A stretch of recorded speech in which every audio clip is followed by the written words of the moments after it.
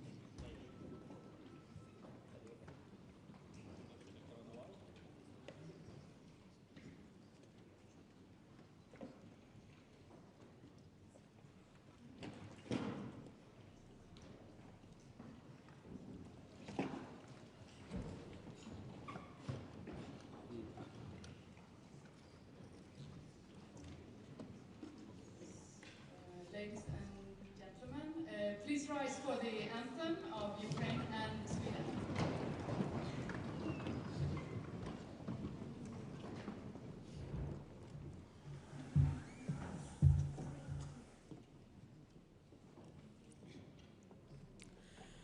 Ще не вмерла України і слава і воля. Ще нам, браття молоді, усміхнеться доля. Згинуть наші вороженьки, як роса на сонці. Запануєм і ми, браття, у своїй сторонці. Душу й тіло ми положим за нашу свободу і покажем, що ми браття козацького роду.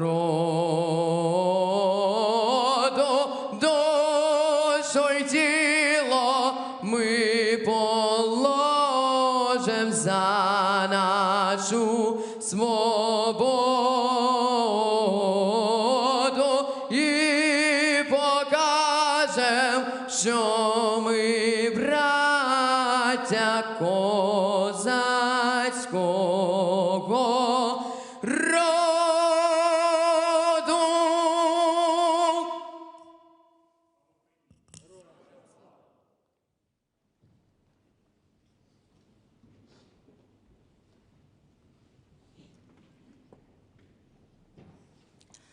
Du gamla, du fria, du fjällhöga nord.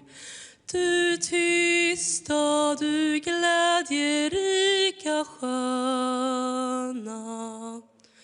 Jag hälsar dig, vänaste land upp på jord. Din sol, din himmel, dina ängder gröna. Du sol, din himmel, dina ängder gröna. Du tronar på minnen från fornstora dagar. Då att ditt namn flög över jorden. Jag vet att du är och förblir vad du var. Ja, jag vill leva, jag vill dö i Norden. Ja, jag vill leva, jag vill dö i Norden.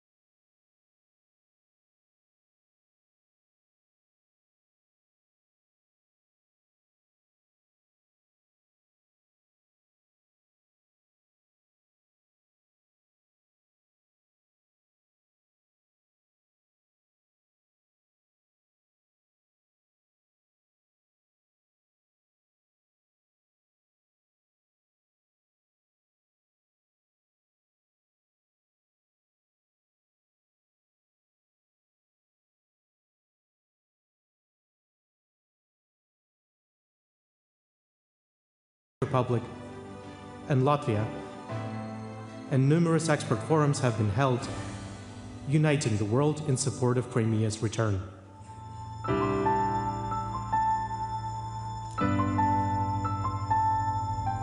Today, Ukraine and its international partners are working to secure the release of all Ukrainians held in unlawful captivity. These efforts also include protecting the rights of indigenous peoples, including through the international recognition of the 1944 deportation of the Crimean Tatar people as an act of genocide. This year, parliamentarians from across the globe have gathered in Stockholm to reaffirm their unwavering support for Ukraine. Since 2014, Sweden has stood by Ukraine, consistently and principledly. Supporting Ukraine and holding Russia accountable for grave violations of international law remains one of Sweden's top priorities. Today, it is crucial that we continue to stand together, firm and united, against aggression and attempt to redraw borders by force. The purpose is to highlight the consequences of Russia's illegal annexation of Crimea, highlight the policy of non-recognition, and increase pressure on Russia to end its aggression. We have to remember what Crimea is. We must act so that Russia knows we remember, and we will not forgive, and we are fighting for international law and basic human justice and prevail. Europe is at war today because 11 years ago the world turned away from Crimea. That is where it began, and that is where it must end. The return of Crimea will restore justice and the authority of international law. This year's summit in Stockholm speaks with one voice. We reject the world Russia is trying to impose by force. We seek a just peace, and the road to that peace runs through Crimea.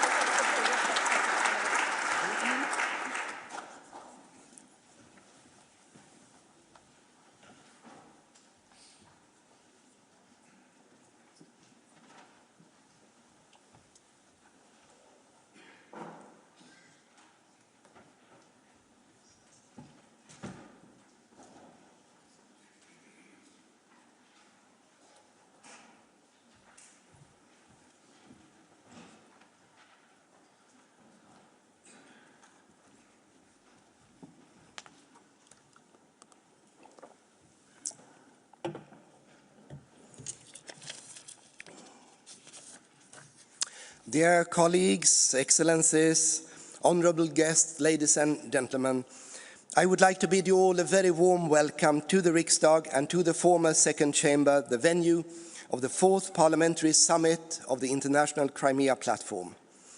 I would first like to thank the performers of the national anthems, Timur Vasilishin and Fanking Shu. Timur was born in Ukraine and lives in Sweden now, and he has become a powerful voice in support of his homeland and performs every week at the Monday meetings at the square of Norrmalmstorg, not far from here. The Monday meetings have been organized in support of Ukraine every week since the full-scale invasion began, a powerful example of solidarity of the people of Stockholm and Sweden with the people of Ukraine. In this chamber, we are surrounded by murals depicting scenes from Swedish history. It is here that heroes who played an important role in defending our nation's independence and freedom are honored.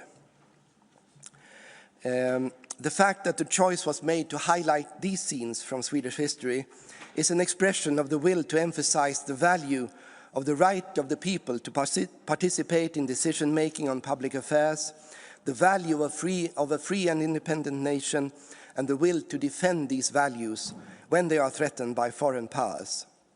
Once history is written about how the Ukrainian people heroically defended their nation, their independence and their democracy against the Russian invasions, there will be similar scenes to be portrayed.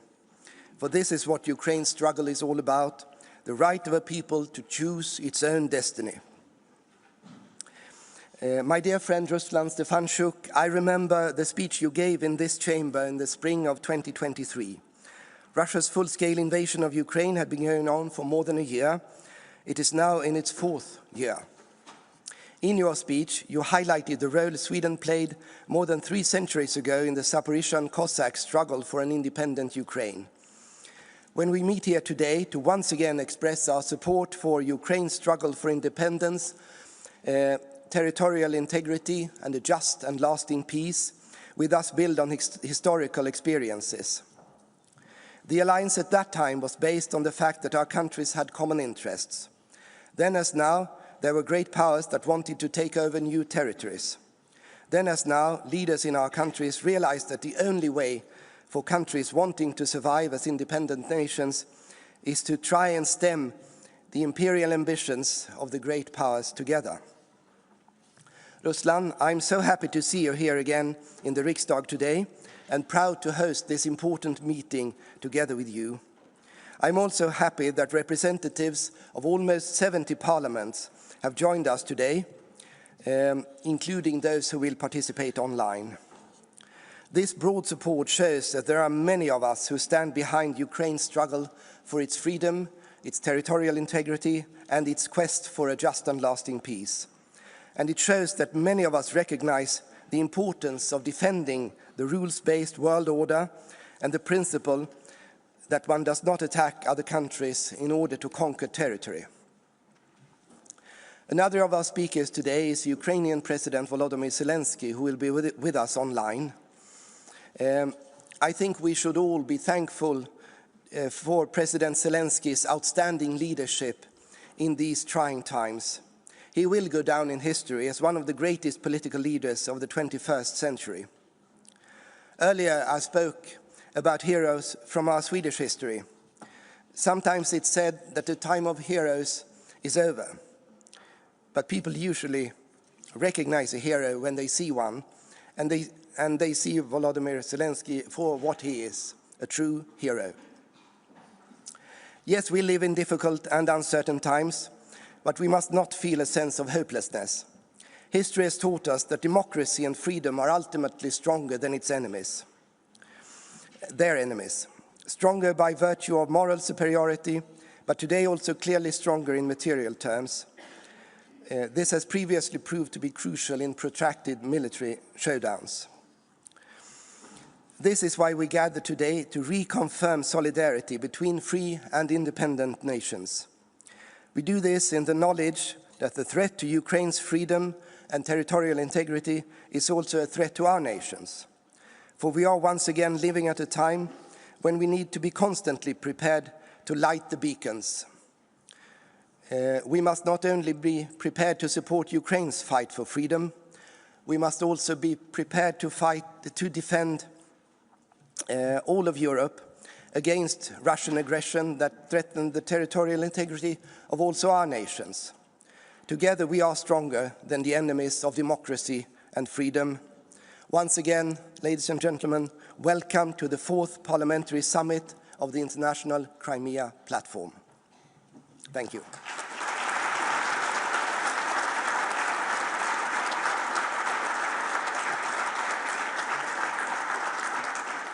Distinguished guests, it is now my great honor to welcome the President of Ukraine, Mr. Volodymyr Zelenskyy, who is joining us remotely from Ukraine.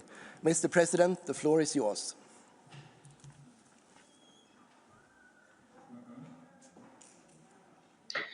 Thanks so much, dear ladies and gentlemen, dear Sweden, Honorable Mr. Speaker, and all the friends, dear Ruslan.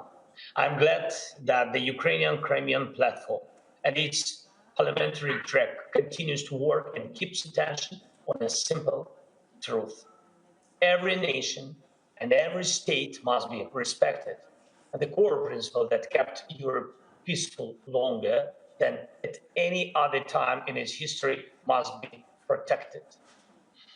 These principles are clear: respect for human life, no changing borders by force, and no spheres of influence, a polite term used to cover the desire to dominate other nations and wage wars of aggression. This is exactly what the Crimean Platform stands for, refusing to accept that launching wars of conquest is normal and refusing to normalize cruelty toward people and nations. Thank you for taking this principled position and for clearly stating that the annexation of Crimea in 2014 was illegal. We all understand the global reality. In a world of hundreds of nations, there are thousands of potential wars, some frozen, of course, some hidden under old deals, some still smoldering. But in most cases, peace is upheld by international law, by conventions, agreements, and the UN Charter. If these principles do not work here in Europe, then where will they work?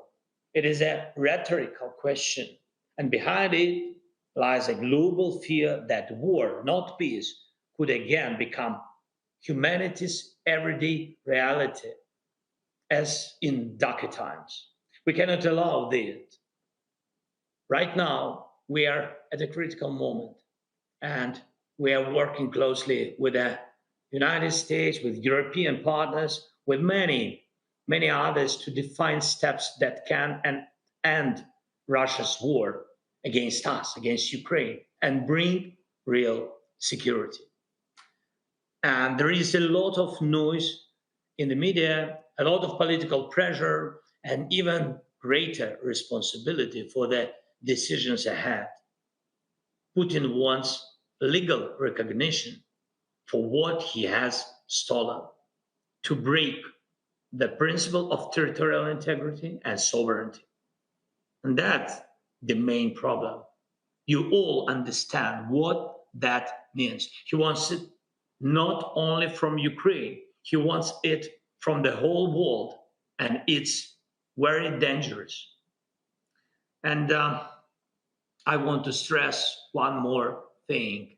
In the steps we've coordinated with the side of the US, we've managed to keep extremely sensitive points on the table, including the full release of all Ukrainian prisoners of war under the all for all formula, and civilians, and the complete return of Ukrainian children abducted by Russia. These are important steps, but to achieve real peace, more is needed. Of course, we all continue working with partners, especially the United States, and look for compromises that strengthen but not weaken us. And we will continue explaining how dangerous it is to pretend that aggression is something one can simply overlook and move on. And I ask you, do not stay silent. Do not be passive observers of history. Be participants. It is important to support Ukraine now, and I thank you for that support. It is important to support the negotiation process, and I am grateful for every piece of advice and every bit of information we receive from European leaders. And it is crucial to support the principles on which Europe stands, that borders cannot be changed by force, that war criminals must not escape justice, and that the aggressor must pay fully for the war he started. And this is why decisions on Russian assets are essential. Please support these decisions, and above all, keep pressure on Russia. Russia is still killing people every day. Occupied territories remain occupied.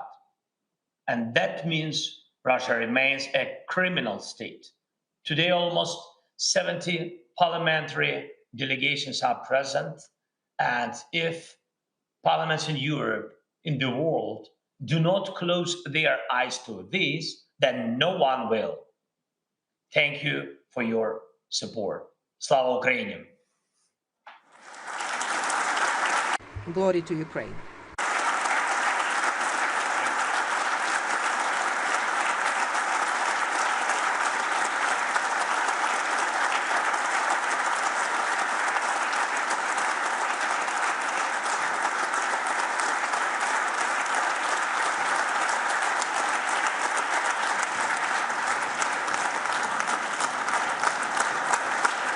Thank you very much.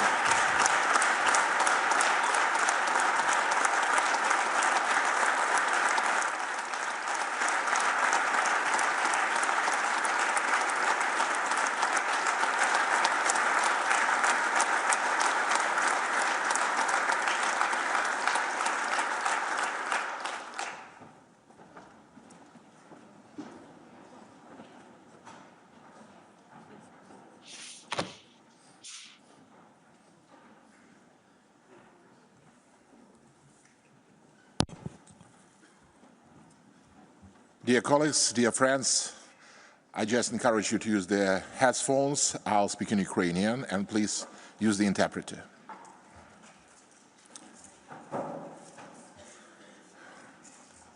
Шановний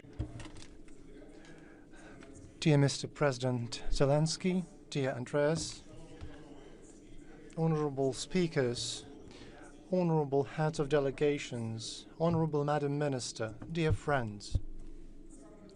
First of all, allow me to sincerely thank our Swedish partners and friends for the warmth and hospitality in this cold time of year, as well as for the exceptionally high level of organization of this traditional forum. And I'm particularly grateful to a great friend of Ukraine, Speaker Norlen, for the decision to host this year's 4th Parliamentary Summit of the International Crimea Platform. And I'm pleased to see among the constant participants of our gathering the heads of parliaments of Croatia, Czechia, Latvia, who hosted the 3 previous summits. And I'm grateful to each person present in this hall, not only for coming to Stockholm. I'm sincerely grateful for the enormous assistance that your countries have been consistently providing to Ukraine for almost 4 years now, since the moment of Russia's full-scale aggression against Ukraine.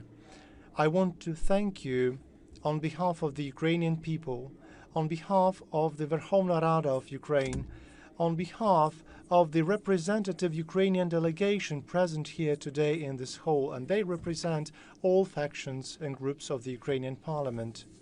Friends, today we have gathered to speak about Crimea, and we will speak about how Russia is turning the Crimean Peninsula into a military base used in its aggression against Ukraine, how Ukrainian schools are being shut down in Crimea annexed by Russia, how Russia's shadow fleet is exporting grain stolen from Ukraine from Crimean ports, how those citizens who disagree with the regime's actions are being persecuted, and how proud we are of those who, representing different peoples, never cease fighting and continue resisting the actions of the Russian occupation administration.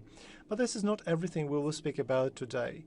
Today, we will also speak about how to jointly stop the Russian aggression, how to put an end to the desecration of the international law, and also about what, after all, the peace plan for Ukraine must be like. Dear friends, as you know, last Thursday in Kiev, we officially received from the American delegation a draft plan concerning the ending of the war. We agreed that our teams would work on these proposals, and yesterday our delegation held the first round of negotiations with the American partners. And as President of Ukraine Zelensky said yesterday evening, there are signals that President Trump's team is hearing us. And we are ready to move towards a genuine peace, and we've always said that, but allow me to set out our key principles and priorities. You know that from the very first day of the war, Ukraine has been striving for a peace that respects our independence, sovereignty, and our dignity. Ukraine is ready for substantive negotiations on ending the war, including at the level of leaders. At the same time, we must designate the Ukrainian red lines, which no one has the right to cross, neither physically, nor legally, nor morally. No legal recognition of the Russian occupation of Ukrainian territories. No restrictions on Ukraine's defense forces. no veto on Ukraine's right to choose its future alliances. Any genuine peace process must be based on a very clear principle: nothing about Ukraine without Ukraine, and nothing about Europe without Europe. Yes, and we will never renounce our own language, our faith, or our national identity. Yesterday, during a tour of the Riksdag, Speaker Norlen showed me the first constitution in Ukraine, and thus in the world, of the Ukrainian Hetman Pilip Orlek, which was dated, just think about it, to 1710. Dear friends, the presence of this unique Ukrainian document within the walls of the Swedish Riksdag holds deep symbolism and great meaning for me as a lawyer and as a citizen of Ukraine. Because the constitution and the will of one's own people are yet another red line that no one may ever violate. I am convinced that an important component of a real peace plan, which will inevitably lead to ending the Russian aggression, is strengthening Ukraine's defense capabilities of Ukraine and Europe, reliably protecting Ukraine's skies, and safeguarding critical infrastructure. Therefore, your consolidated and unconditional support for Ukraine as a victim of aggression, dear friends, is an important, if not the key element of a peace plan. We need to move forward in the process of finalizing and providing Ukraine with reliable security guarantees from recognized world democracies, the United Europe and the United States of America. On the other hand, we must maximize sanctions pressure on Russia until Putin is ready to conclude peace. And it would be just to use Russia's frozen assets, because this is the price for aggression, and the price for the lives taken, and the price for the destruction inflicted. We sincerely believe that on the 18th, 19th of December, the Council of the European Union will adopt fair decisions on this matter. Besides, Ukraine's membership in the European Union and NATO must also be elements of both Ukraine's security guarantees and the peace plan. Only under these conditions will Russia retreat, because it will finally understand that it cannot overcome and seize Ukraine as an integrated part of the democratic world. That Ukraine, once and for all, has become part of the world where there is no place for tyranny and where democracy prevails. We sincerely believe that the consolidated strength of our partners can truly bring this peace that we all long for closer to us. And dear friends, we have no right to waste this chance. So I ask each and every one of you to use your own capabilities while working with our partners, the US administration and Congress, the European parliaments and parliaments of other countries of the world, to achieve this result. Dear friends, a decisive moment in our struggle is approaching. The struggle for Ukraine, the struggle for Europe, the struggle for a lasting and just peace. We are under enormous pressure from the enemy, from its deceitful propaganda, under the enormous pressure of fatigue and losses. But friends, let's be honest. There's another pressure that does not allow us to surrender to the enemy's mercy and cease fighting. And this pressure is far greater, because this is the pressure of our own conscience. It is the pressure of the memory of all our victims and all our suffering. It is the pressure of responsibility, joint responsibility for the future, and it is the pressure of our dignity. And this pressure will not allow us to retreat. So thank you for your attention, and glory to Ukraine.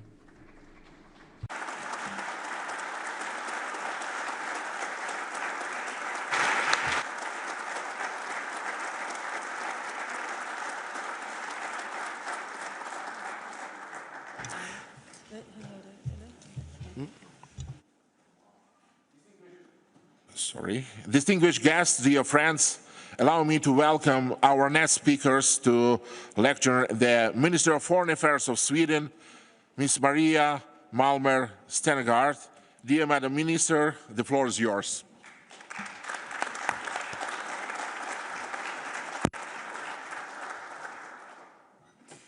Honourable speakers, excellencies, distinguished guests, it is an honour to address this summit.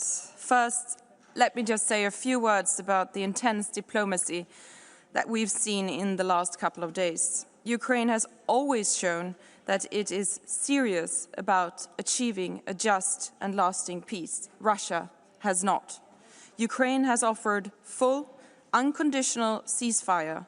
Russia has not. Ukraine has always been ready to negotiate. Russia has not. Since Russia has not changed its position, neither has Sweden nor the EU.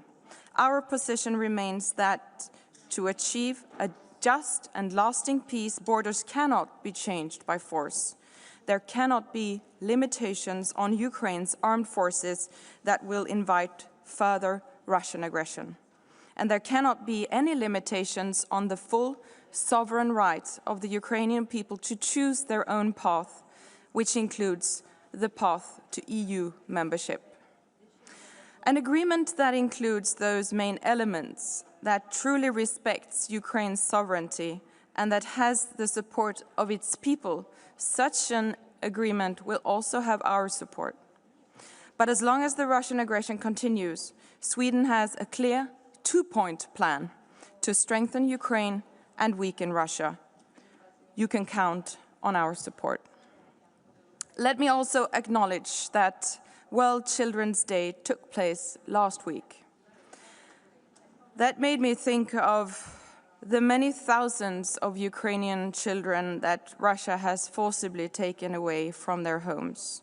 That maybe made me think of Sashko from Mariupol, who was separated from his mother, never to see her again. That made me think of Yevhen, a father who was detained while his children were sent to Moscow boarding facility. As a mother, I cannot even begin to imagine the horror of taking children away from their homes, putting them into camps, and indoctrinating them. We cannot bring back the children who have already lost their lives in the war, but we can and we must do even more to bring all the deported Ukrainian children home.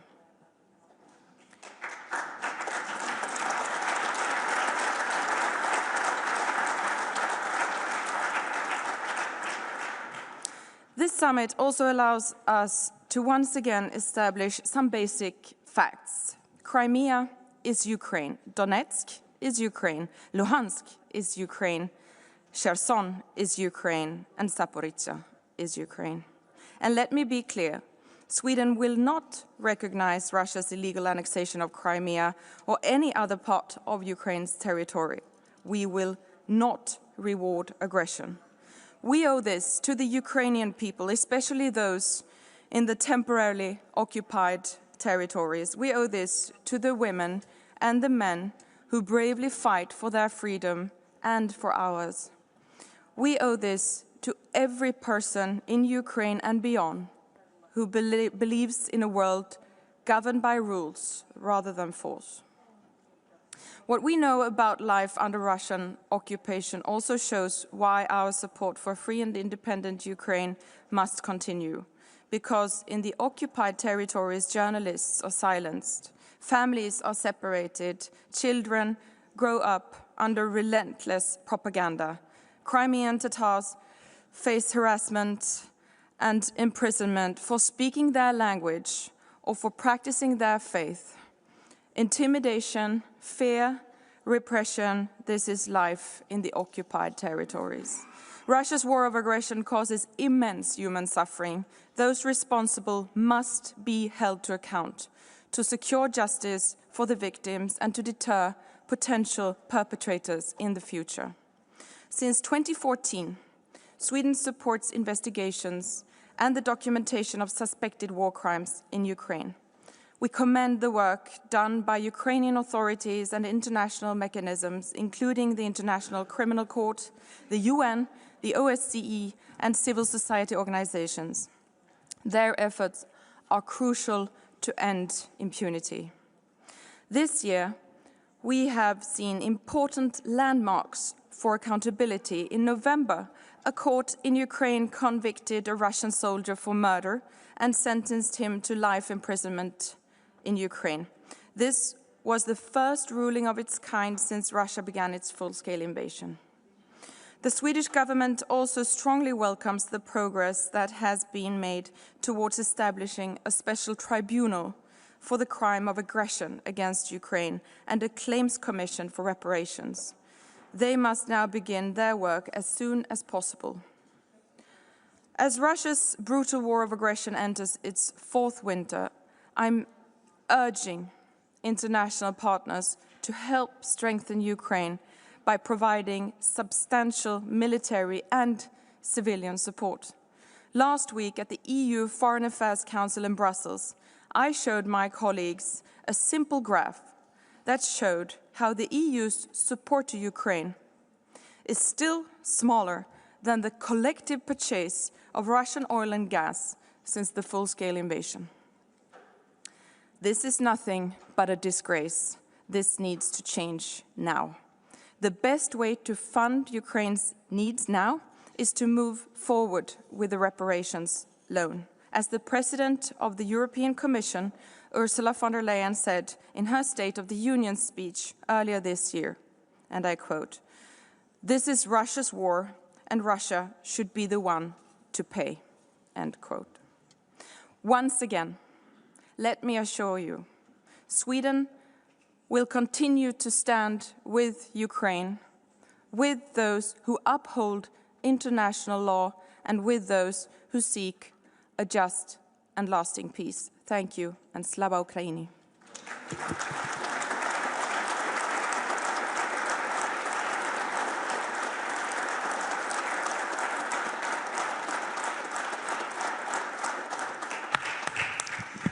Thank you very much, Madam Minister, for your contribution and for setting a constructive tone for our discussions today.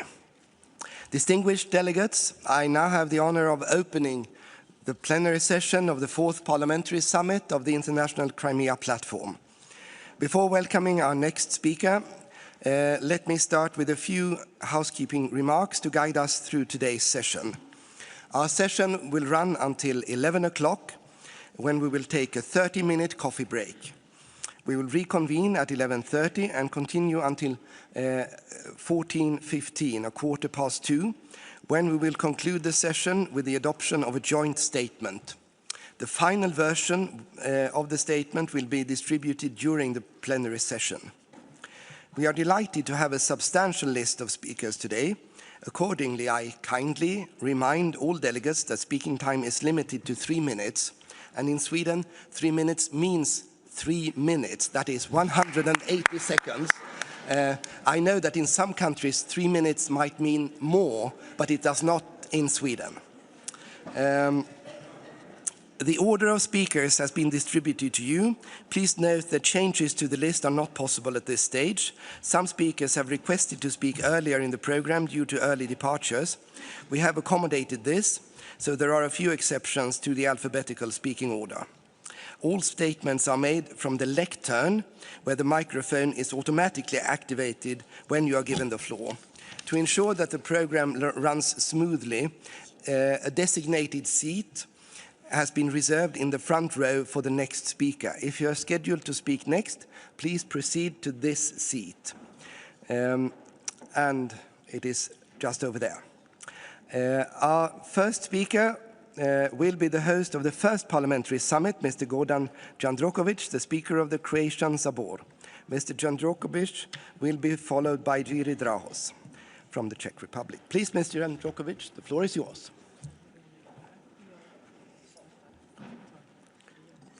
Dear Andreas, dear Ruslan, Madam Minister, esteemed colleagues. 3 years ago in Zagreb, at the first parliamentary summit of the International Crimea Platform, we stood together in affirming Ukraine's sovereignty, independence and territorial integrity, in condemning Russian aggression in the strongest terms. We did the same in Prague and Riga. Today, I thank the Swedish Riksdag and the Verkhovna Rada of Ukraine for gathering us here to reaffirm our dedication to these principles. To stand resolutely for international law so heavily violated by Russia in Ukraine, by suppression, terror and destruction, by temporary occupation and then illegal annexation. The idea that borders can be changed by force is extremely dangerous.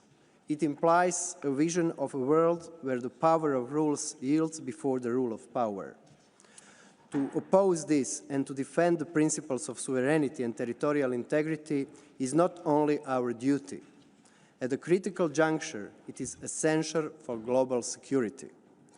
All the more reason to follow, with extreme attention, the talks regarding the latest US proposal for ending the war.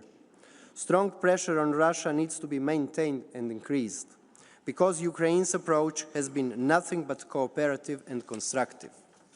Comments just made by Chairman Stefanchuk and President Zelenskiy confirm that our undiminished support is as necessary as ever.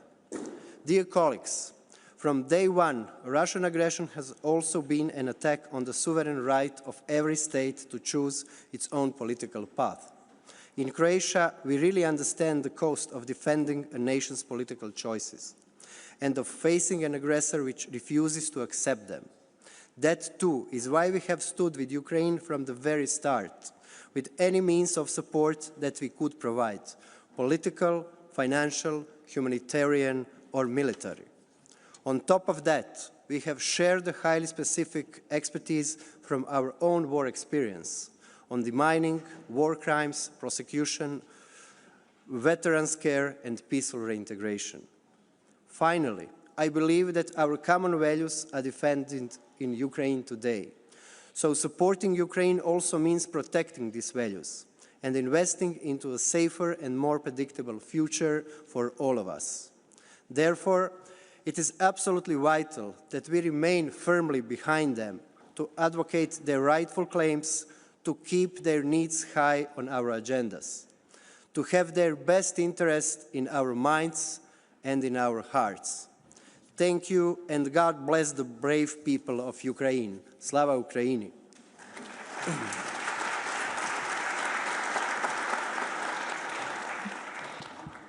Thank you, Mr. Jandrokovic. I now warmly welcome Mr. Yuri Dragoš, the first Vice President of the Senate of the Parliament of the Czech Republic that hosted the second parliamentary summit. Mr. Dragoš will be followed by Ms. Daiga Mireni. Dear Andreas, dear Ruslan, dear ladies and gentlemen, it's my great honor to be part of the fourth Crimea Platform Parliamentary Summit and to represent the Senate of the Parliament of the Czech Republic here. It has been more than 3.5 years since the start of the full-scale and unprovoked Russian invasion of Ukraine, a conflict that has claimed thousands of lives and in which Russia commits war crimes every day, for which I believe it will one day bear full criminal responsibility. In reaction, some European and non-European politicians argue that peace must be achieved at any cost, including handing Crimea over to Vladimir Putin, who will then, presumably, start behaving himself again. Nothing could be farther from the truth. We Czechs have historical experience with such dictators. When Neville Chamberlain returned from the Munich conference in 1938, he brought the British a supposed peace for our time. However, Nazi Germany was not satisfied with gaining the Sudetenland, and after occupying the rest of Czechoslovakia, the worst conflict in modern history broke out within a year. Let us therefore not fall for the Chamberlains of today. There can be no peace that the Ukrainians themselves do not want and negotiate. Until then, it's our moral imperative to support this heroic nation to the best of our individual countries' abilities and within the European Union as a whole. Whether this means humanitarian aid to suffering civilians, material support for Ukrainian infrastructure, or, of course, supplies of military equipment. In this regard, we in the Czech Senate will do our utmost to preserve the excellent Czech ammunition initiative.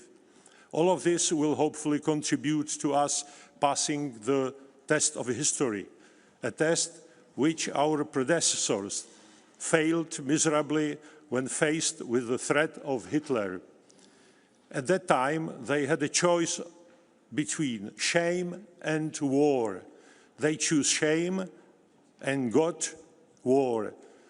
Let us not repeat the same mistake with another bloody dictator. As our first president, Václav Havel, once said, indifference to others and indifference to the fate of the whole is precisely what opens the door to evil. Thank you, and Slava Ukraini.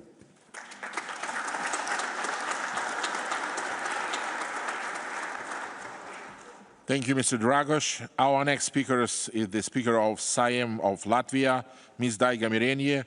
Her intervention will be followed by a video statement.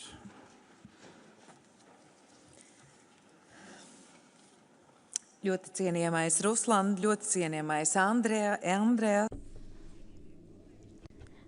Visam drīz būs pagājuši 12 gadi kopš Krimas nelikumīgās okupācijas, bet nākamā gada februārī apritēs 4 gadi, kopš mēs katrs kļuvām par lieciniekiem brutālam agresoru valsts pilna mēroga iebrukumam Ukrainā. Katra Eiropas politiķa pienākums šodien ir nerimstoši turpināt atgādināt par Krimas nelikumīgo okupāciju. Šodien katrs no mums var būt Krimas balss, turpinot izgaismot cilvēktiesību pārkāpumus, nelikumīgās deportācijas. Please use the channel extra. Piespiedu izmaiņas Krimas iedzīvotāju struktūrā un represijas pret Krimas tatāriem. Katrs no mums ir liecinieks nerimstošai vardarbībai un Krimas pussalas militarizācijai. Baltijas valstis padomju okupācijā pavadīja 50 smagus gadus. Tika pielietoti visi instrumenti, lai mēs zaudētu savu valodu, kultūru un identitāti.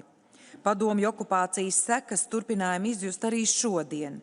Divvalodība, etniskais naids, dezinformācija un hibrīdkara elementi. Mēs Baltijas valstis ļoti labi apzināmies, cik neparedzamas un bīstams spēj būt agresors. Nemainās arī viņa metodes, tāpēc mēs turpināsim uzstājīgi atgādināt, kā Eiropai, tā arī visai pasaulei, Krievija ir nemainīgs apdraudējums mums visiem. Kam vēl būtu jānotiek, lai mēs Eiropā pilnībā apzinātos situācijas nopietnību? Šis ir brīdis, kur mums īpaši Eiropas parlamentu līderiem ir jāspēj darīt vairāk. Nepieciešams mobilizēt nacionālos parlamentus un valdības, lai atbalsts Ukrainai būtu lielāks un piespiestu agresoru sēsties pie sarunu galda. Ukrainā ikdienas dzīvību zaudē nevainīgi cilvēki.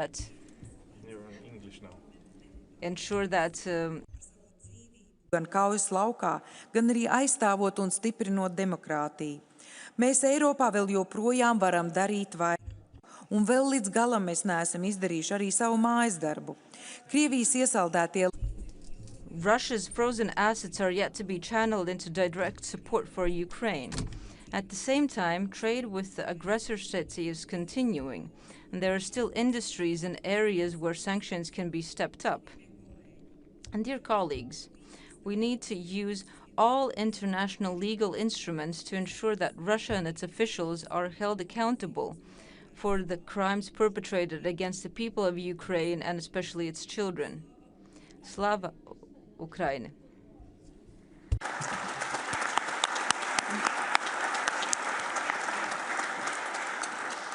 Thank you, Ms. Mirenia. Dear colleagues, we will now see a video message by Mike Johnson, Speaker of the House of Representatives, the United States. Please look on the screen. Good afternoon. This is Speaker of the House, Mike Johnson from Washington. I really wish I could be in Stockholm with you this week, but I'm so grateful to my dear friends, Speaker Andreas Norlen, Speaker Ruslan Stefanchuk, for inviting me to briefly address you today. I was fortunate to visit with my friend Speaker Stefanchuk most recently at the G7 Speakers Summit this fall in Ottawa, and I'd love to see each of you next time you come to Washington, D.C. I'm a little biased, but the view from my speaker's balcony down the National Mall is the best in town, and I'd love to have you come by. I'm really grateful that 60 parliamentary delegations have gathered to discuss such a topic important as this. Russia's flagrant and devastating attacks on the innocent people of Ukraine are unacceptable, and the principles of territorial integrity and state sovereignty are not up for debate. We're thankful to our allies in Europe, but also across the world, for stepping up their support to Ukraine, including tougher sanctions on Moscow and strengthening energy security through American LNG to free Europe from Russian leverage. Despite the vast physical distance between the U.S. and Ukraine, the Ukrainian people's fight for freedom and survival inspires us all. As the Speaker of the U.S. House of Representatives, we will continue to work together with President Trump, Republican and Democrat leaders in our Congress, and our European allies to help restore peace and prosperity for the Ukrainian people. After ending conflicts across the globe, from the Middle East to the Indo-Pacific to Africa, President Trump has demonstrated that he is determined to end wars and stop the needless bloodshed. We understand that peace cannot be achieved through weakness. Peace is secured through strength. And it is this principle that guides the new American foreign policy under President Trump's leadership. And we're prayerful that these international efforts will bring about a just and lasting peace for our friends in Ukraine. Again, I lament that I cannot join you this weekend in Stockholm in person, but I wish you a productive and fruitful discussion, and I'm grateful for this opportunity to address you. God bless you all.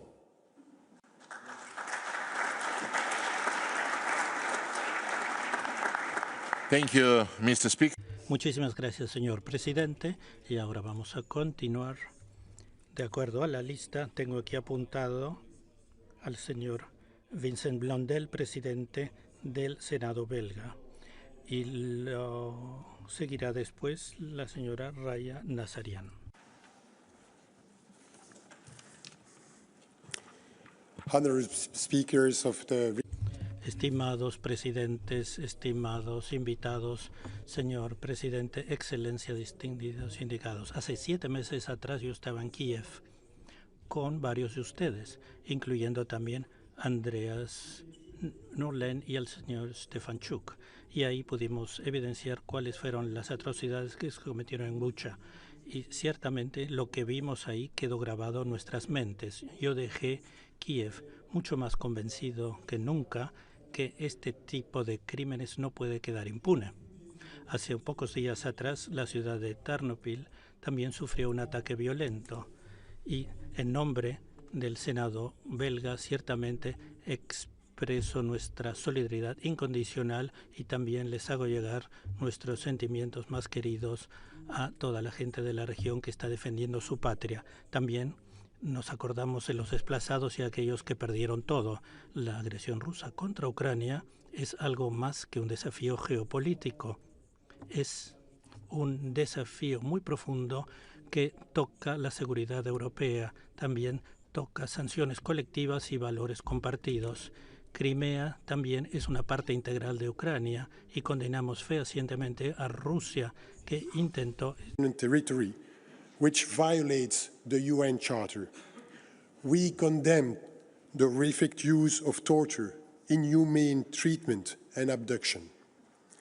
Accountability is essential. We will continue to support international investigation of war crimes. Russia must be held responsible and pay for the devastation it caused. And let us be clear, Ukraine must be at the very center of all peace effort. Any discussion concerning its future must be conducted with the Ukrainian people to lay the foundation of a just and lasting peace. Dear colleagues, let me conclude with a more personal note. 30 years ago, I became engaged here in Stockholm to the woman who is still my wife today.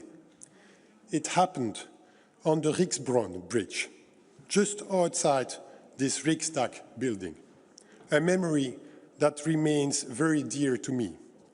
I hope to be able to return to this same bridge very soon, once Ukraine has regained its full sovereignty in a world that respects the international order.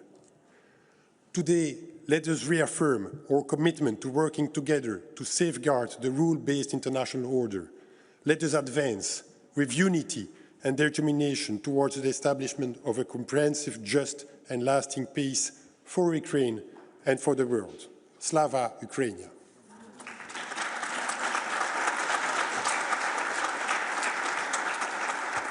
Thank you very much, Mr. Speaker. Our next speaker is Ms. Raya Nazaryan, Speaker of the Bulgarian National Assembly. After her remarks, we will hear from Mr. Lauri Huzar. Please, Ms. Nazaryan, the floor is yours. You have 3 minutes. Thank you.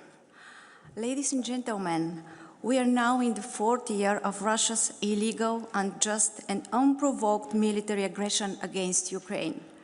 We will not forget and will always repeat.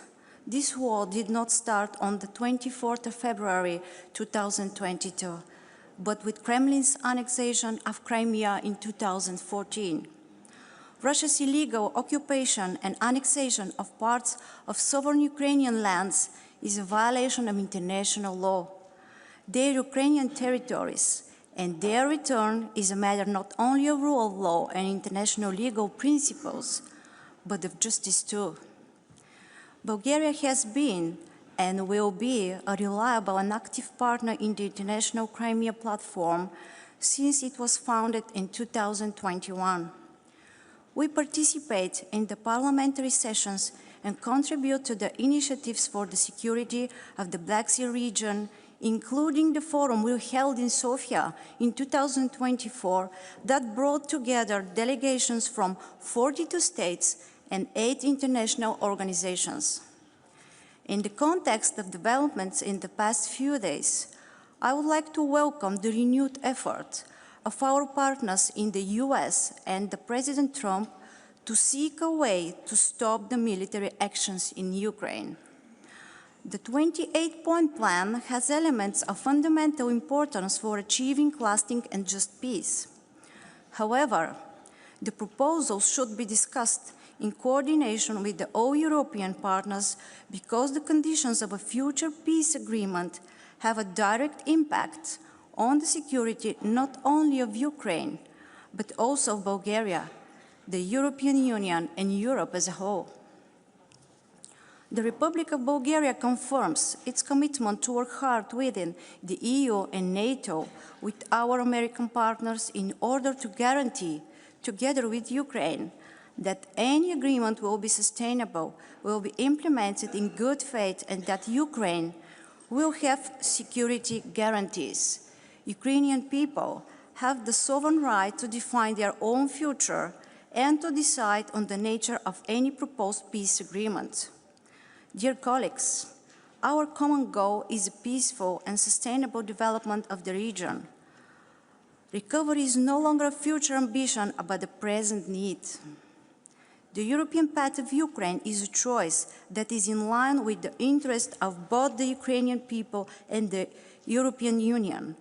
A stable, independent, and democratic Ukraine is an important factor for the security and prosperity of our continent.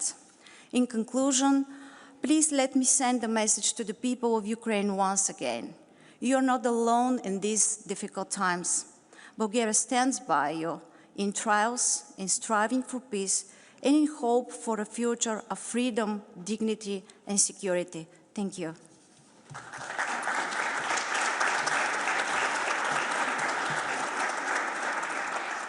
Thank you, Madam Speaker. I now invite Mr. Lauri Huzar, President of Estonia, Riigikogu, to deliver his remarks. You have 3 minutes. Next will be Mr. Marcos Perestrello. Please proceed, Mr. Huzar.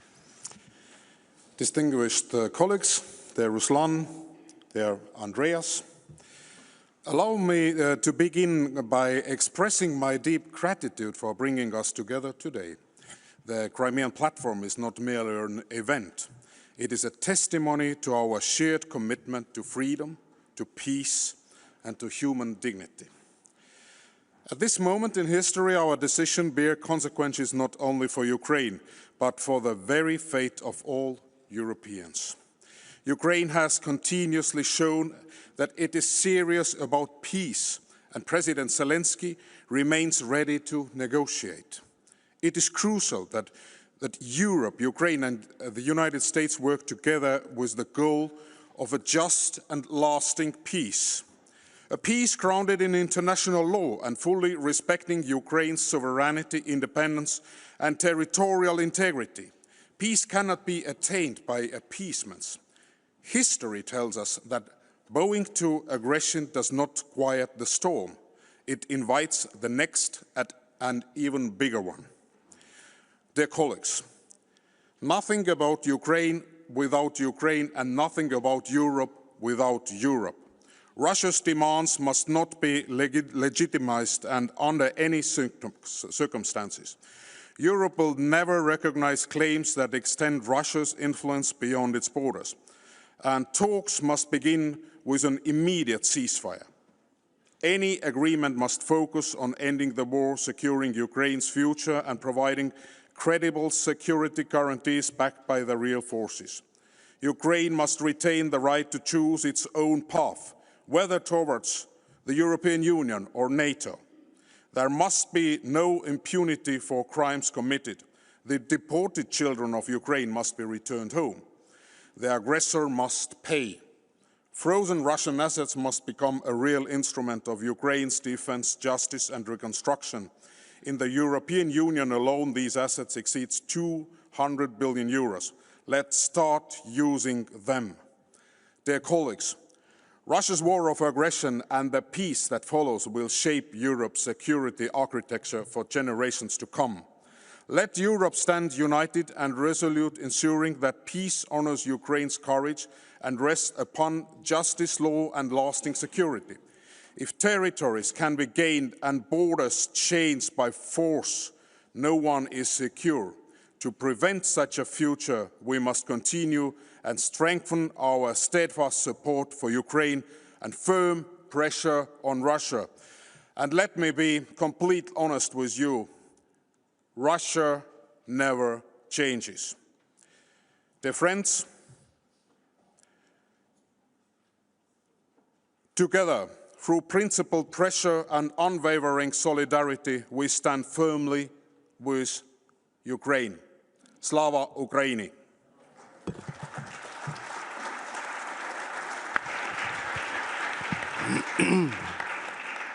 Thank you. I now give the floor to Mr. Marcos Prestrello, President of the NATO Parliamentary Assembly and Deputy Speaker of the Portuguese Assembly.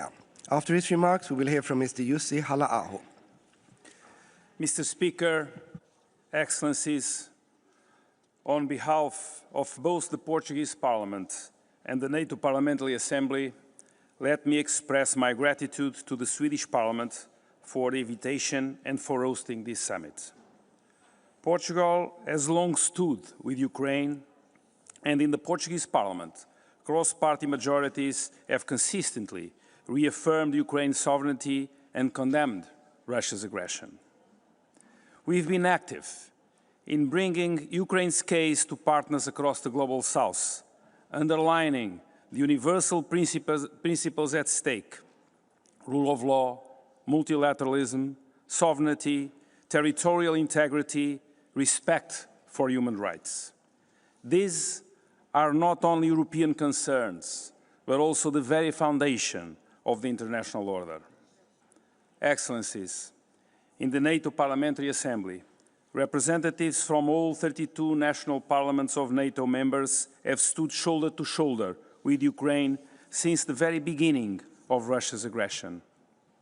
We were one of the first international institutions to expel the Russian delegation after the illegal annexation of Crimea in 2014. And since the full-scale invasion in 2022, we have not only reaffirmed our support, we have doubled down, including by creating a special fund to support the Verkhovna Rada participation in the NATO BA. we are following closely the ongoing discussion around the possible ceasefire and political settlement. This is the occasion to reiterate that our Assembly fully supports efforts to achieve a just and lasting peace, one that ensures a free, sovereign and prosperous future for Ukraine, that guarantees Ukraine's and Europe's long-term security, and that does not reward aggression but deters it. This is only possible if negotiations are carried out with the maximum participation of Ukraine. Nothing about Ukraine without Ukraine. The outcome of any negotiations on Ukraine will set a precedent with global repercussions. We can have no illusions. Russia is and will remain a threat to NATO and Euro-Atlantic security. Any potential political settlement must lead to an end of its pattern of aggressive behavior. The NATO PA supports peace through strengths. The best way to get to peace tomorrow is to support Ukraine's defense today. A capable Ukraine army is a precondition to deterring future aggression, along with solid security guarantees that we need to provide. This is why the NATO Parliamentary Assembly has strongly urged allies to step up defense spending and to ramp up military support, including through Pearl. Mr. Speaker of the Verkhovna Rada, let me conclude by expressing the NATO PA recognition of your leadership during these critical years and let you know that both Portugal and the NATO PA stand with you now at this crucial moment and for the long term as you defend freedom and rebuild your country as a strong, secure and fully integrated member of the Euro-Atlantic family. Thank you.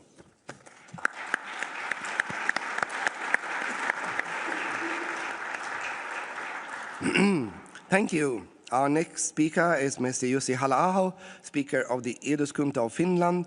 Afterwards, we will hear from Ms. Julia Klöckner. The floor is yours, Mr. Speaker.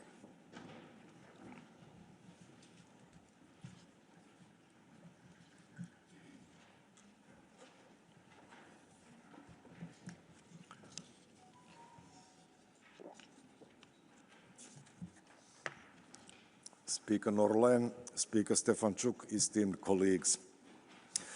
Over the past nearly 4 years, we have convened many times in different formats to express our political support to Ukraine. What has changed since the last meeting of the Crimea Platform is, of course, the US administration and its approach to the Russian aggression. This is very unfortunate, not only for the defense of Ukraine and the security of Europe, but also for the US itself and its own strategic interests. Let us hope Mr. Trump and his team understand clearly the true nature of Mr. Putin's regime and its goals and draw appropriate conclusions. But what the Americans do is not really in our hands, and we should not focus too much on it. We should worry about our own ability and willingness to act appropriately. After 4 years of meetings and summits, European countries are still buying Russian oil and fertilizers. We have still not confiscated the frozen Russian assets in our banks. Most countries are still not doing their fair share in supporting Ukraine with military material. Russia poses a long-term strategic threat to Europe as a whole and to the entire world order. If Russia is not stopped in Ukraine, it will only become more dangerous for everyone else. A Russian success in Ukraine would also send a very dangerous message to every other rogue state in the world that aggression is rewarded.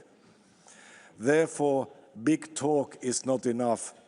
We need bigger contributions, especially from big and wealthy countries, and also from those countries that are further away from Russian borders. We often say that the Ukrainians are fighting for all of us. If we really think so, then all of us should act accordingly and make helping the Ukrainians our highest priority. If we wish to be taken seriously by the Russians and the Americans, we must take more responsibility and make ourselves more relevant. Thank you, Speaker Norlen. Thank you, Mr. Stefanchuk.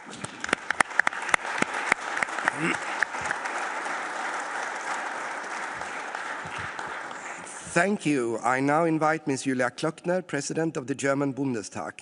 Her intervention will be followed by 2 video statements.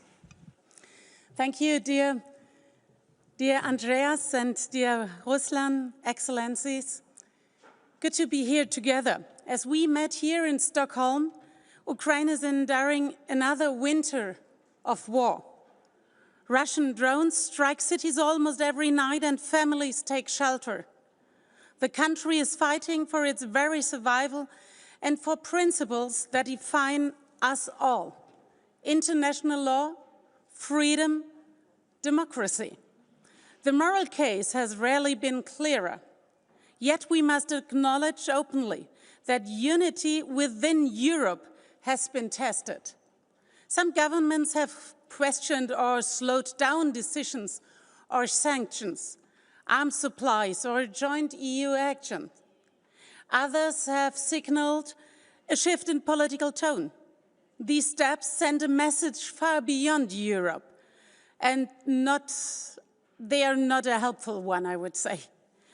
Only moments ago, Speaker Mike Johnson underlined that territorial integrity and state sovereignty are not up for debate. We will judge every peace proposal by whether it truly protects Ukraine's sovereignty and freedom. Europe will not waver and will continue its support for the Ukraine unabated. The vast majority of our states stand together, and those who have taken a different course still belong to this European community of responsibility.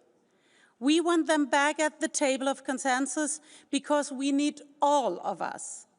But let me clear, Germany too tried to appease Russia for far too long. This experience shapes my conviction today. Illusions about the nature of this war are dangerous. They weaken Ukraine and they weaken us. Our task now is not to divide Europe, but to strengthen its unity. We thank that to every soldier defending freedom. We thank this to every mother protecting her children from Russian missile strikes. We thank this to brave people of Ukraine and to the future of Europe. Long live the Ukraine.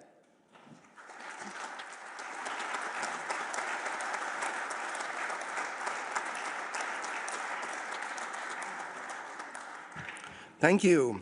We will now hear messages from Mr. Milton Dick, Speaker of the Australian House of Representatives, and Ms. Sue Lines, President of the Australian Senate. Their messages will be followed by Mr. Manfred Kaufmann. Australia strongly supports Ukraine's sovereignty, territorial integrity, and the right to defend itself against Russia's unprovoked, illegal and immoral invasion. Russia's attempted annexation of Crimea since 2014 and now its full-scale invasion of Ukraine shows Russia's total disregard for international law and the UN Charter. Russia must immediately, completely and unconditionally withdraw its forces from within the international recognised borders of Ukraine, including the Crimean Peninsula. Australia and Ukraine will continue to stand shoulder to shoulder. We believe that all countries are better off in a world where international rules are clear, mutually agreed and consistently followed. Russia's aggression has serious implications for security in both the Euro-Atlantic and our own region here in the Indo-Pacific. I want to thank Sweden for hosting the 4th Parliamentary Summit on the Crimea Platform. Today's summit in Stockholm sends a strong signal of support to Ukraine and defiance to Russia. the international community reaffirms our duty to uphold the fundamental rights of sovereignty and territorial integrity. Australia has proudly committed over $1.3 billion of military, energy and humanitarian assistance to Ukraine since Russia's full-scale invasion in 2022.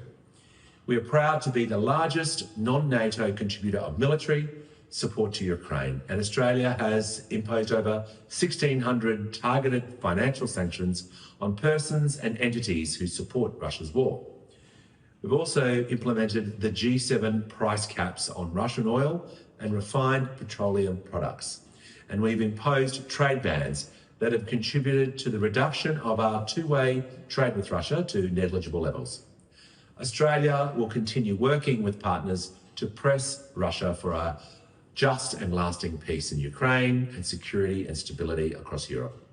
And we must demonstrate that in the face of unprovoked aggression, the international community will band together to ensure the cost of violence always is outweighed by the benefits of peace.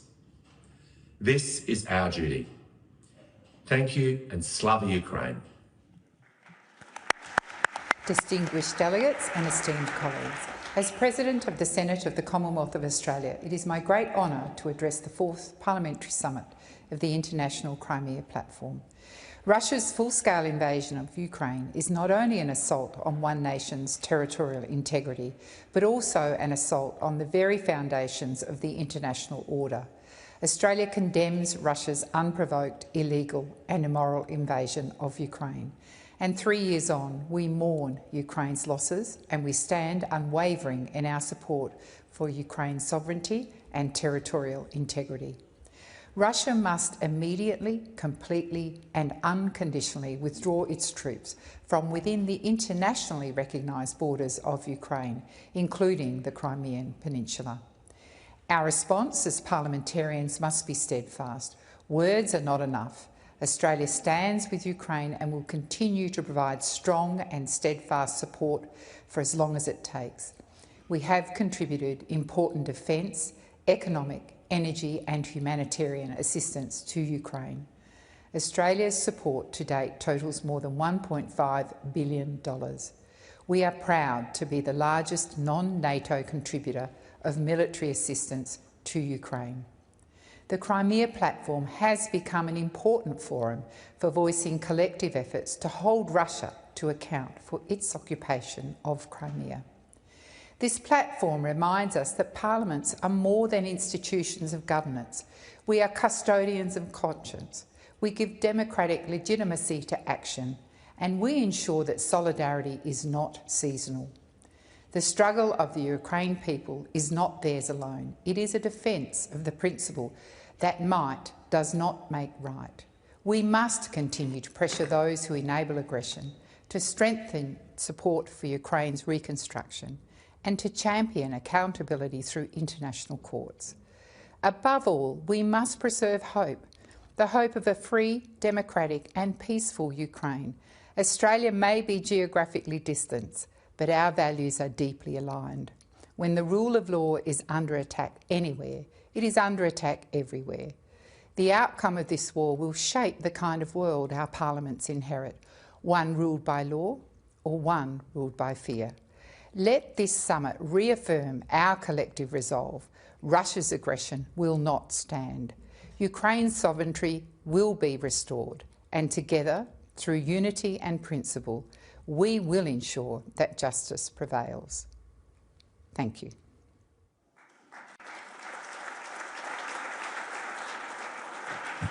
We thank our colleagues in Australia for their messages, and I now invite Mr. Manfred Kaufmann, President of the Landtag of Liechtenstein, to the lectern. Afterwards, we will hear from Ms. Maja Riniker. Please, Mr. Speaker, the 3 minutes are yours. Honourable speakers, excellencies, dear guests. First of all, I would like to express my gratitude to Ukraine and Sweden for convening the 4th Parliamentary Summit of the International Crimea Platform, which is taking place at a crucial moment for Ukraine. Unfortunately, the unjustified aggression of the Russian Federation against Ukraine is still ongoing. Russia continues to commit grave violations of international law on a massive scale, particularly targeting civilians and civilian infrastructure. This is absolutely unacceptable. Excellencies, I would like to use this opportunity to reaffirm Liechtenstein's unwavering support for Ukraine, both politically and in humanitarian matters. Furthermore, Liechtenstein has autonomously implemented all EU sanctions against Russia and Belarus in response to the illegal war of aggression against Ukraine. Liechtenstein has consistently condemned the illegal annexation of Crimea and other unlawful occupied regions of Ukraine. These annexations are contrary to international law, and Liechtenstein will not recognize them. Our commitment is to the principles of sovereignty and territorial integrity remains steadfast. Ensuring effective and credible accountability for the crimes committed by the Russian Federation is a top priority for Liechtenstein. Accountability and justice are important preconditions for lasting peace and the recovery of the Ukrainian society. It is more urgent than ever to hold those responsible for the crime of aggression to account. The agreement between the Council of Europe and Ukraine on the Special Tribunal on the crime of aggression against Ukraine is an important first step in this respect. Excellencies, Liechtenstein has always shown its solidarity which the people of Ukraine responding to the dire impact of the war on civilians. We are committed to make an active contribution to the recovery of Ukraine. In November 2024, the Liechtenstein Parliament approved a dedicated budget line for the years 2025 to 2029 to finance reconstruction projects. Liechtenstein is focusing its efforts on Ukraine's recovery in 4 key areas: humanitarian designing, reconstruction in the education sector, human rights and good governance with a strong focus on combating corruption, economic development. The total per capita contribution amounts to 200 Swiss francs. Let me emphasize that this multi-annual budget is in addition to our existing humanitarian development budget. Supporting Ukraine does not mean reducing our support for other countries in the global south. This additional budget line for reconstruction projects reflects the commitment of the Liechtenstein Parliament to support Ukraine in its fight against the Russian aggression. Let us build this on the momentum of this summit and send a strong message of unity and support to Ukraine. Thank you.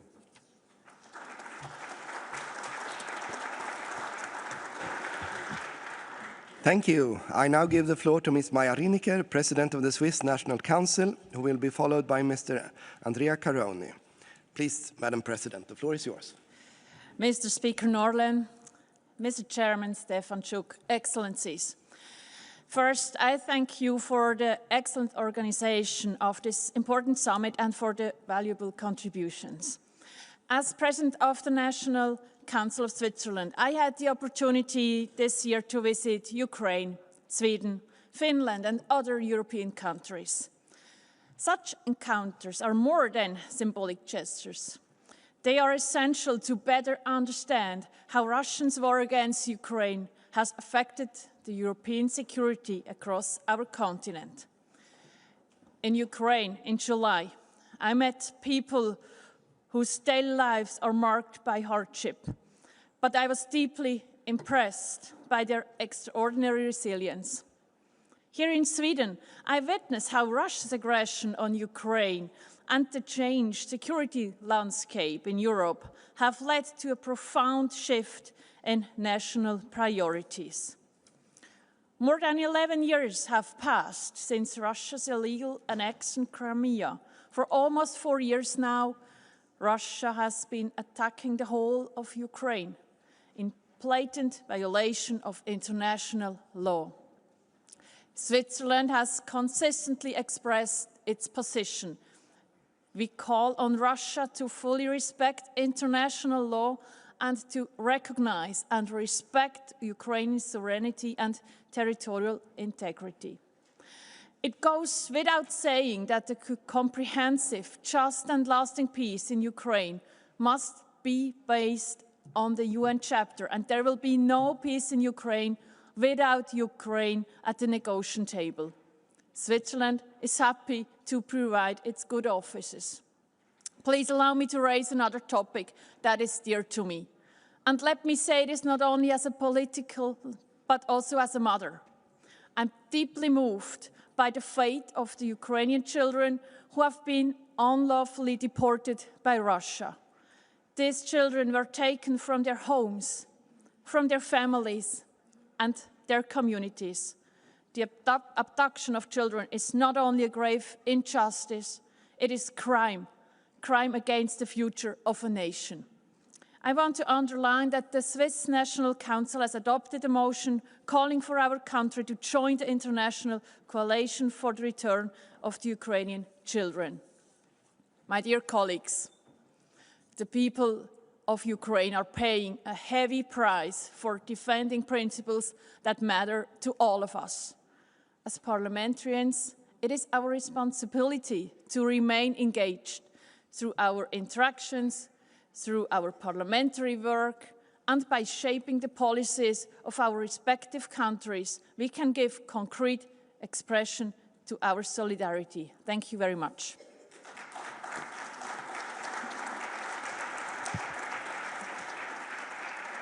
Thank you, Madam President. Thank you very much. The floor now goes to Ms. Andreas Norlen, President of the Swiss Council of State. After his remark, Mr. Theodoros Rousopoulos will give his intervention. Please proceed.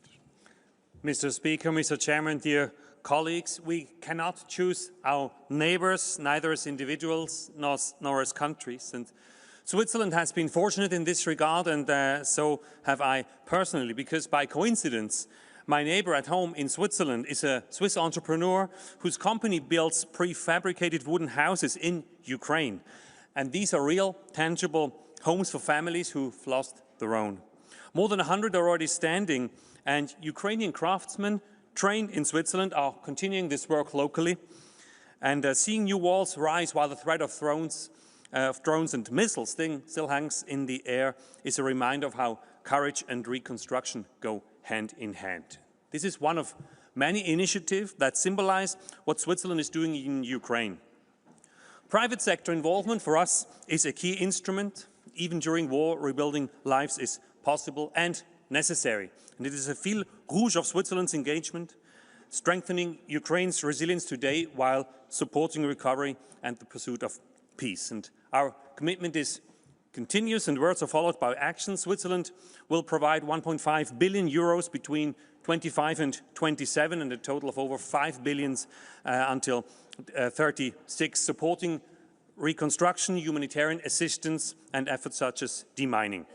A central pillar of our engagement, as I've mentioned, is the mobilization of the private sector, and this commitment brings innovation, it brings expertise, it brings quality and employment, and it strengthens Ukraine's economic resilience.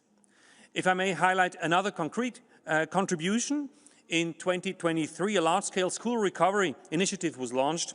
More than 90 school shelters now allow around 17,000 school children to continue their education in safety, and for them a protected classroom means continuity, protection and hope.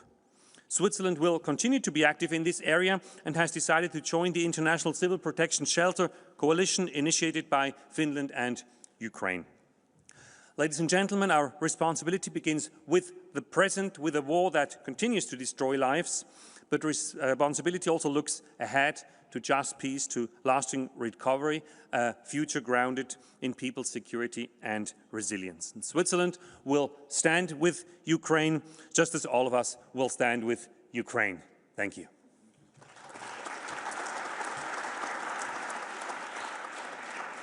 Thank you, Mr. President. Now I invite Mr. Theodoros Rousopoulos, President of the Parliamentary Assembly of the Council of Europe. His intervention will be followed by 2 video messages. Often people ask me, what are you doing at the Council of Europe? And I say, we are there for human rights, democracy, and the rule of law. But then again, I use actually one only word. I am there, and we are there to preserve dignity. Dear guests, dear colleagues, a few days ago, President Zelensky spoke of the hardest dilemma, the choice between preserving dignity and risking the loss of a powerful ally. This is not only a Ukrainian's dilemma, it is our common question, what is dignified? And let me go back to history 25 centuries ago. Some weeks ago, I was here in Stockholm and I said the same story, which I'm going to repeat today. It was a dialogue between the Athenians and the Melians, people who were living in the island of Milos. The Athenians wanted to conquer Milos, and the Melians said, but this is injustice. Why? And the Athenians replied, just because we are more powerful than you. And this is a very relevant issue of what we're doing today. Although the island fell, their answer became a moral compass across centuries. Ukraine, dear colleagues, today do not stand alone. It is not isolated, but surrounded by nations that recognize that dignity is not a poetic ornament. It is the core of the international order. It is what tells us that borders cannot be erased and that people cannot be uprooted. Some may say it is easy for you, dear Theodoros, it is easy for us being thousands of kilometers away from Ukraine to speak like this and talk and invoke dignity, while an entire nation suffers the daily reality of war.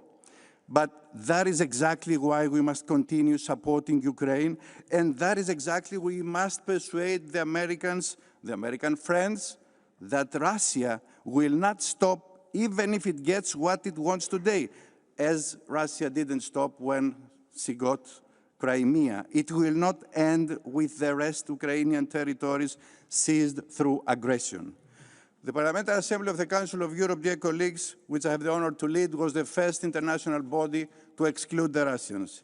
It was the first international body to propose an international tribunal. And last year, while I was talking to this forum, I said that many laughed at us. And now, President Zelensky came to Strasbourg and he signed the treaty, and a lot of states, and I want to thank all of them who had supported this initiative of the Council of Europe, had already signed for the International Tribunal. We were the first to launch the registry of damage, and it was something that nobody believed. Now we have already 160,000 document claims. When we began the effort to return the abducted children, nobody could imagine that today we would have already 1,600 children already home. Much remains to be done, dear colleagues, but the essential point is this.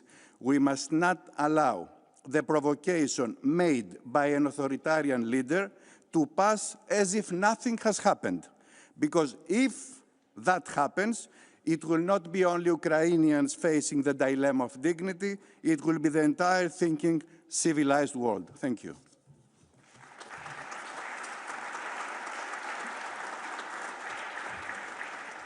Thank you, Mr. President. Now we will hear a message from Ms. Raymond Hannier, Speaker of Canadian Senate, followed by a message from Mr. Fukushiro Nukaha, Speaker of Japan's House of Representatives. Ms. Tuli Akson will speak following the video statements. Dear Chairman Stefanchuk and Speaker Norlen, esteemed parliamentarians, colleagues and friends, en tant que président du Sénat du Canada, j'ai l'honneur As President of the Canadian Senate, I have the honor to talk to you at the this fourth International Parliamentarian Summit for Crimea. In person, I trust that the message from the Parliament of Canada will reaffirm our commitment to Ukraine's sovereignty, democracy, and the rule of law. We have witnessed extraordinary courage, determination, and heroism from the Ukrainian people and leaders as they confront Russia's unprovoked and unjustified attacks on Ukraine's territorial integrity and sovereignty. Canada unequivocally condemns Russia's illegal annexation of Crimea in 2014, as well as its full-scale invasion of Ukraine in February 2022. I agree with our colleagues, the chairman of the Verkhovna Rada of Ukraine and the speaker of the Riksdag of the Kingdom of Sweden that, and I quote, any just and lasting peace must begin with the deoccupation of Crimea, end of quote. Along with the Speaker of the House of Commons, I had the honor of welcoming Chairman Stefanchuk to Canada last September, when we met on the margins of the meeting of the Speakers of the lower houses of the G7 in Ottawa. During our conversations, he noted the efforts of Canada's Parliament to raise awareness of the terrible effects of Russia's illegal war on Ukraine. Among these efforts was a motion adopted by the Senate of Canada in June 2025, condemning, and I quote, all Russian attacks on and interference in the lives of Ukrainian children, end of quote. The motion urged the state participants of the International Coalition for the Return of Ukrainian Children to substantially increase their efforts to return, repatriate, and rehabilitate Ukrainian children who have been stolen by Russia. This motion builds upon the existing bicameral and all-party demonstrations of support for Ukraine in Canada's Parliament. In February 2022, Canada's Senate and House of Commons both passed motions that condemned Russia's illegal actions and called for support for the people of Ukraine. In recognition of the strong cultural ties between Ukraine and Canada, our Parliament is working towards establishing September as Ukrainian Heritage Month, honoring the more than 1.3 million members of the Ukrainian diaspora in Canada and celebrating the beauty of Ukraine's culture and heritage. Through legislation, enhanced trade, military aid, and funding, Canada continues to demonstrate its steadfast support for Ukraine. To the people of Ukraine, the members of Ukraine's parliament, the Verkhovna Rada, and Ukrainian civil society, the people of Canada and the Parliament of Canada stand with you and will support you until victory is secured for democracy, rule of law, and Ukraine. Le Canada est avec l'Ukraine, et je vous remercie. Thank you. Canada stands with Ukraine, and I thank you.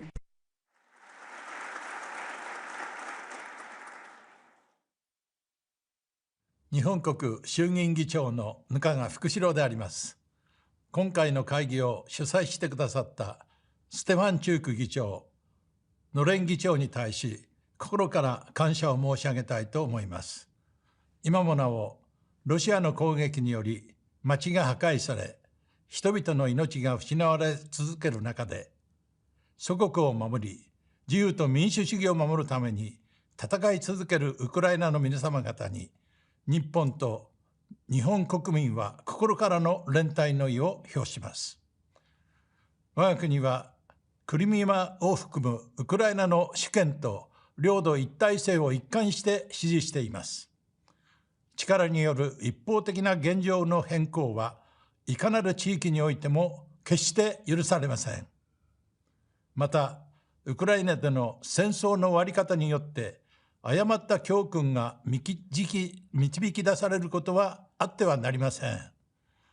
ロシアによるウクライナ侵略はインド太平洋を含む世界の安全保障に関わる問題でもあるのです。こうした動きを阻止するため、価値観を同じくする国々が連帯をしていくことが重要であります。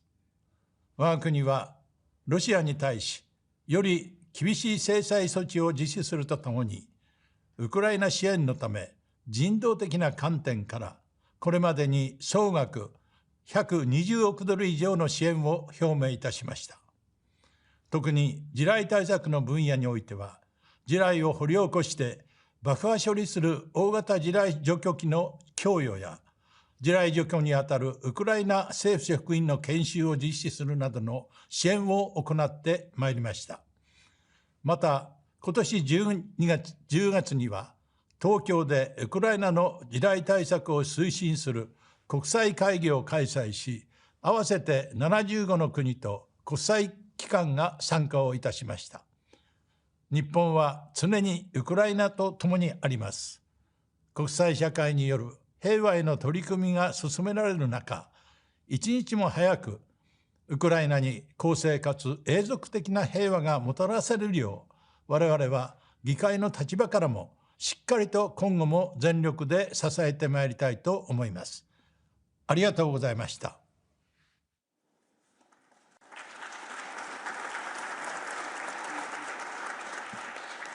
Thank you. Our next speaker is Ms. Tulia Axon, President of Interparliamentary Union. Her intervention will be followed by Mr. Lars Cherson Bresk. Please, Ms. Axon, the floor is yours. Excellencies, it is a great honor to take the floor and address you today on behalf of the Interparliamentary Union, the global organization of the national parliaments. I am grateful to the parliaments of Ukraine and Sweden for their kind invitation to this event. Today, Europe is facing a period of tension unseen in decades. The war in Ukraine has torn apart communities, cost countless lives, and forced millions from their homes. It has shaken to the core the very order that had preserved peace in Europe since the end of the Cold War. The IPU has spoken clearly and without hesitation on this matter.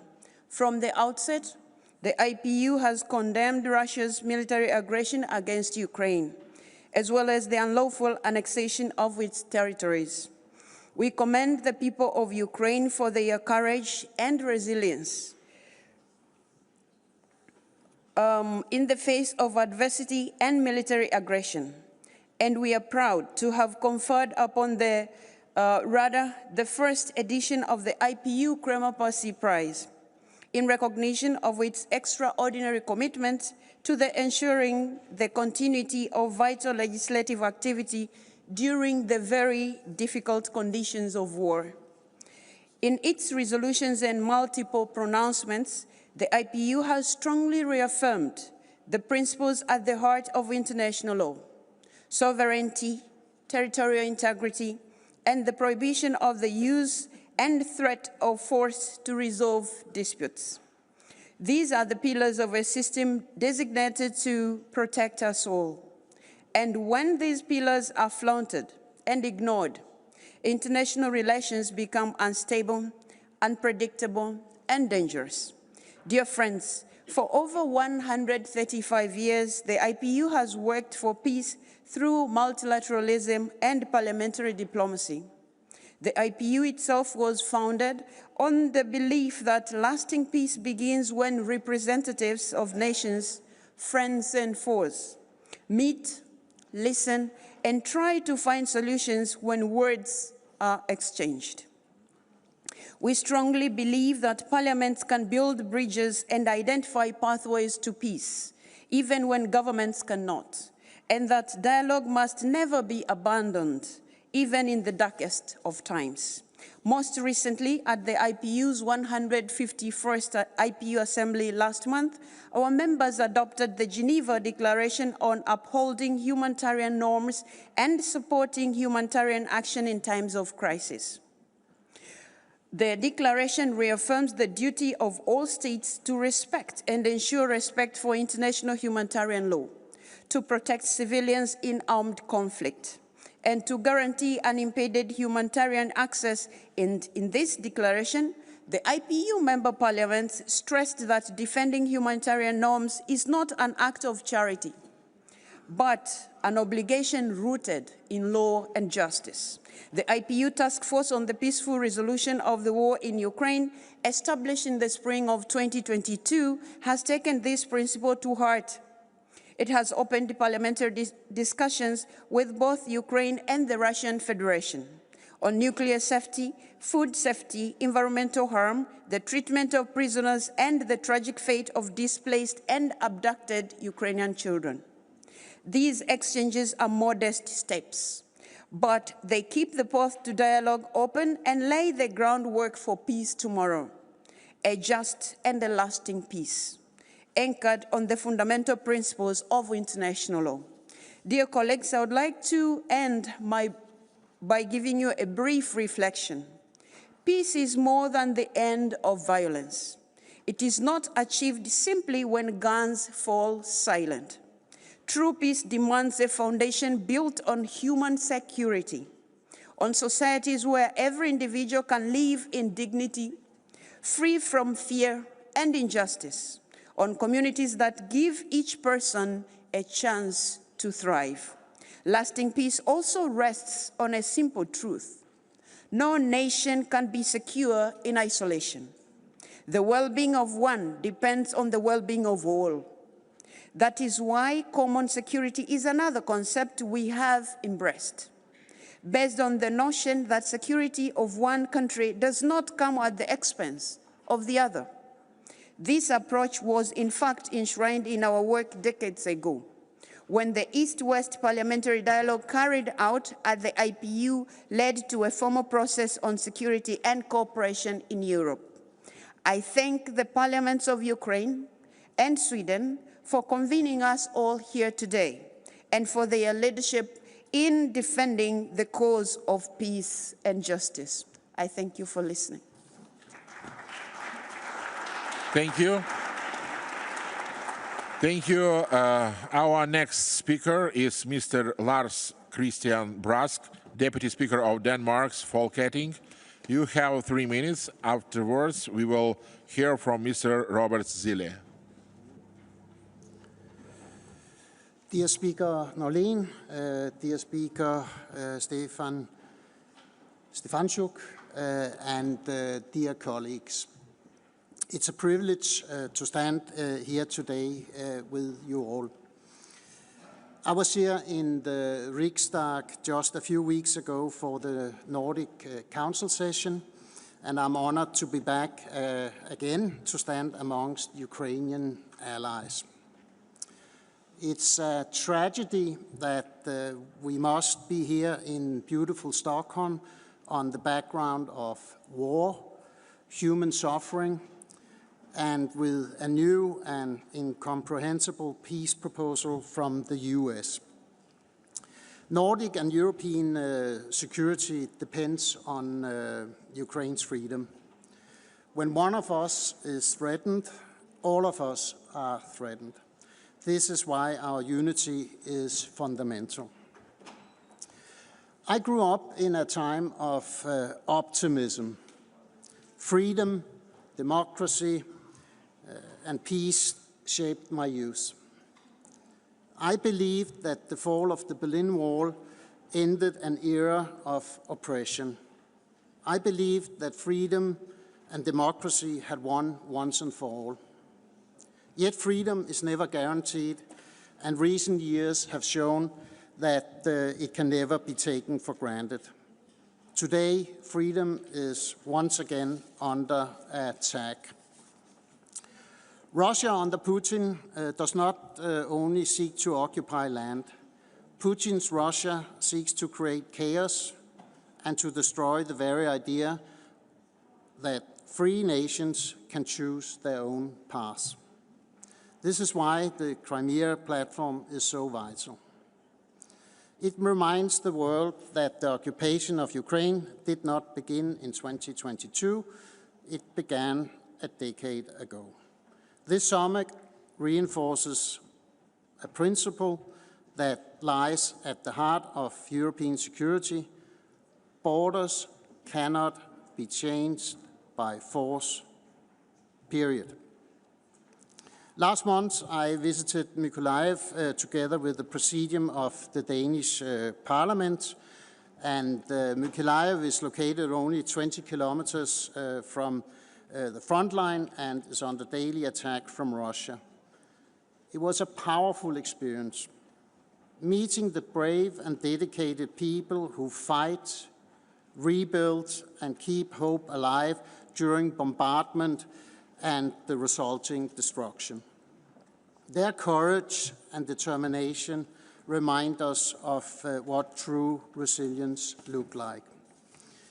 Our partnership with the city and region of Mykolaiv has been a cornerstone of Denmark's civilian assistance.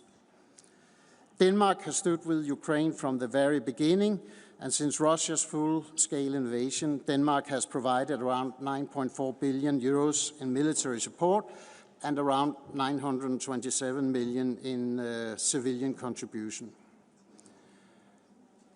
And let me make it clear, this support will continue.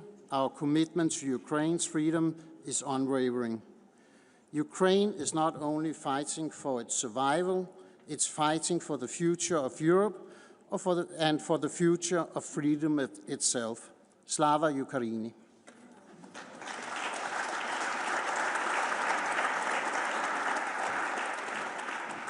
Thank you. The next speaker is Mr. Robert Zile, Vice President of the European Parliament. After his intervention, we will adjourn for 30 minutes coffee break. Please, Mr. Zile, you have the floor. Thank you, President, and distinguished speakers, President's guests. It's an honor for me to represent here European Parliament and its President Roberto Metsola at this crucial parliamentary summit of International Crimea Platform. And I would like to particularly thank Speaker of Riksdag Andreas Norlen and Chairman of Verkhovna Rada Ruslan Stefanchuk for welcoming all us today. The fourth summit here in Stockholm reminds us that the issue of Crimea, Ukraine remains central to international peace and justice. This act remains a blatant violation of international law, the UN Charter, and Ukraine's territorial integrity. An important milestone was reached by the Crimea Platform in September this year. On behalf of the European Parliament, I warmly welcome the adoption of New York Declaration at the fifth summit of International Crimea Platform on the margins of a United Nations General Assembly. When speaking about Crimea and Ukraine, it's also crucial to remember that it's not only about geopolitics or territorial borders. It's also about people. It's also about hundreds of Crimean political prisoners. It's about thousands of Ukrainian war prisoners and thousands of children and civilians forcibly brought to Russia. Dear colleagues, we must ensure predictable and stable financing for Ukraine, further to our billions euros to grants and loans that you all has provided so far. I hope that you member states will swiftly find the solutions, taking into consideration also the proposed Ukraine reparation loan linked to immobilized Russian assets. The European Parliament also remains fully committed to Ukraine-EU accession path. The European Parliament supports and urges the opening of the fundamentals cluster to advance the accession negotiations. Dear colleagues, last week brought to Ukraine and also for all of us extremely challenging moment. I will quote a sentence what President Zelensky said to his citizens a few days ago. We will do and we must do everything to end the war, but not to end Ukraine, and not to end Europe, and not to end the global peace. End of the quote. You cannot create a peace if agreement is based on violation of international rules, if you destroy architecture of the world is based on rules, rights of people and nations. Coming back to the purpose of our meeting today, I want to urge our colleagues here to keep Crimea firmly on your agenda. It's not just a topic of discussions, but also as continuing priority for actions. Thank you. Krim, say Ukraina, Ukraina, say Europa. Slava Ukraini.